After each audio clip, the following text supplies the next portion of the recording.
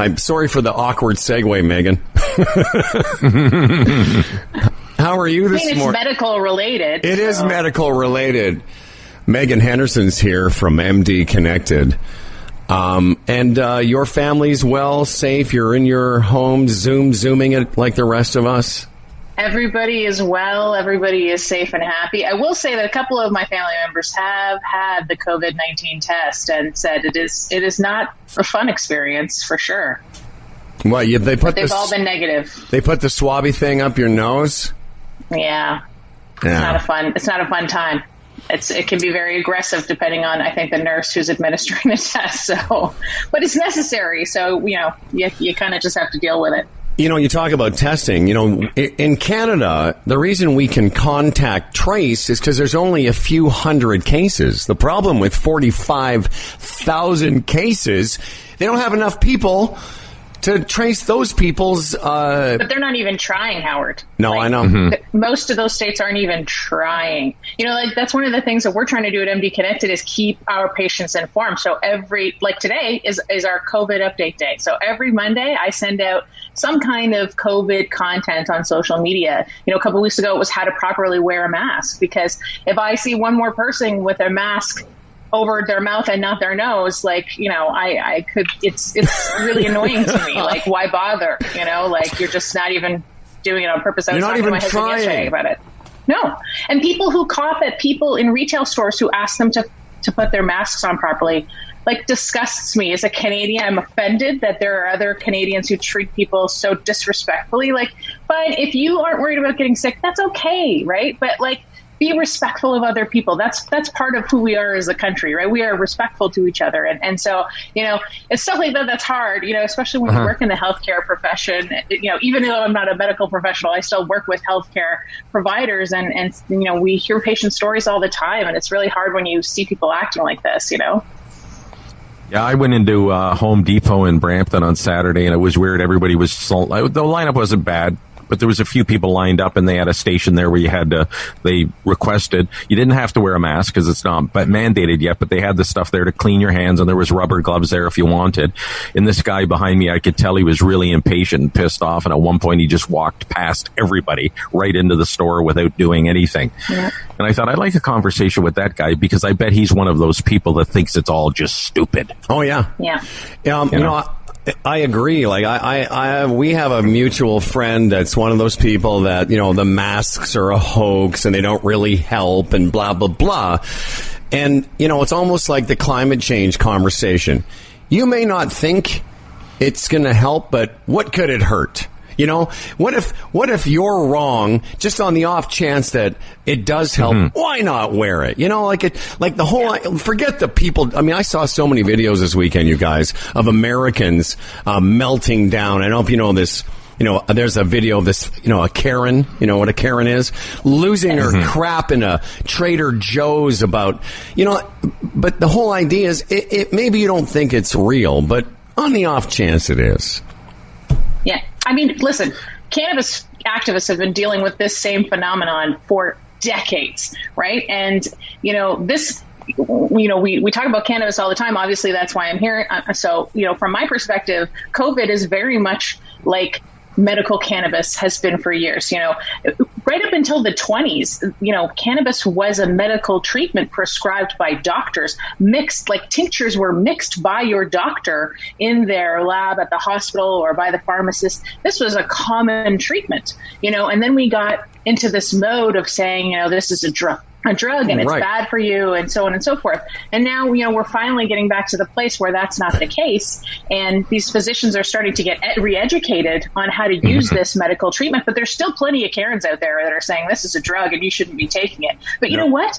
For the people who use it as a medical treatment, it is sometimes a lifesaver. So go tell those people that what you think is a drug and isn't helping them they feel is saving their lives. You know, it didn't become a Schedule 1 narcotic until somewhere in the mid-50s. And, you know, for all kinds of nefarious reasons, our friend Megan Henderson is here from MD Connected, and we're talking about medical cannabis consultations. And that's one of the things, that's the connected part of the MD Connected experience. Maybe you could talk about that. If you're new to this, that's cool. This company is partnered with medical cannabis by shoppers, you know, where you go in and get your prescriptions. The connected part, though, is connecting people with cannabis physicians. And maybe talk a little bit about that if you can.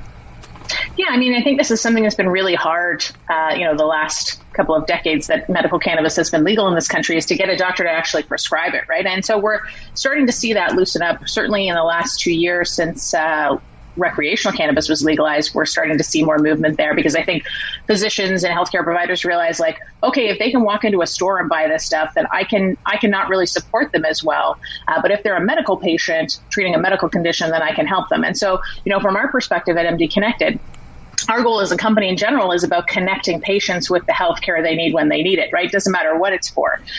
So we do that through different ways, mostly through telemedicine consults. Now, we do that at our in-person clinics that are spread out across Ontario that are slowly reopening. But we also do it over virtual care through our website. So you can have a telephone conversation. You can have a video consult with a doctor. It can be about anything. It doesn't have to be about medical cannabis, but that's something that's really hard for some patients to get access to. And so that's something we felt like was important to add to our service list. So, you know, we have physicians and cannabis educators and nurses who basically will be there with you through the process.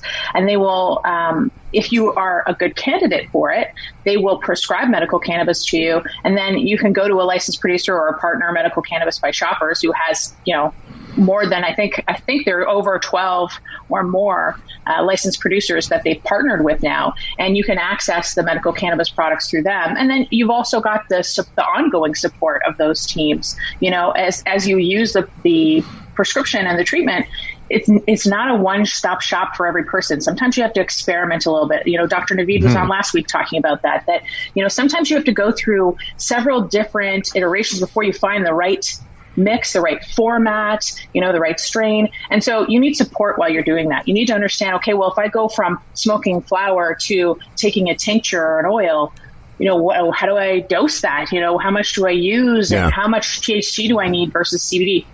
So we help you with that in the initial prescription. We do a follow-up with you. You know, you have the support of whatever LP team you're using. They also have educators and support teams that you can call anytime you have questions. So it's just like any treatment in that you have a constant support team there. It's not like we just give you the medical cannabis document and send you on your way. You know? It's fantastic because when I was buying drugs from this guy around the Gardner, he never followed up with me. Never. Not once. Right.